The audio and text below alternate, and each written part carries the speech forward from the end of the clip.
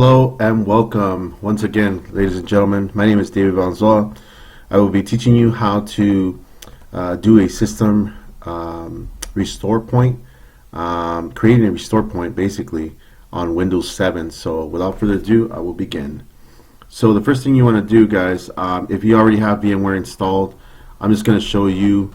I created a video where I installed on one of my videos VMware Workstation, and I installed Windows 7. So if you guys want to check that out, you guys can click on one of my YouTube channels. And so here I already have Windows 7 installed 32-bit. So now I'm going to show you how to create a system restore point. So on the start menu, if you click on it one time, you're going to click on Control Panel once, and here it'll give you the list of all the computer settings. So what you want to look for, you want to look for the one that's called System. Click on it once, and then on the left hand side you're going to click on where it says Advanced Settings, System Settings, and here normally by default you might have it clicked on Computer Name, Hardware, or Advanced. You want to click on Advanced, and actually let me see, yeah, you want to click on System Protection, and then after that we want to make sure that's clicked on that, and then it says create a restore point right now for the drives that have system protection on. You create it, and here, guys, I'm gonna, for example, I'm gonna put the date. It could be today's date. You can name it whatever. I'm just gonna put today's date just to give you an idea, because that way I can know that that's the time, that's the day I created the restore point. So I click create, and depending on your system, your gigahertz, and your there you go. The restore point was successfully created. So all you do is click close. Click cancel.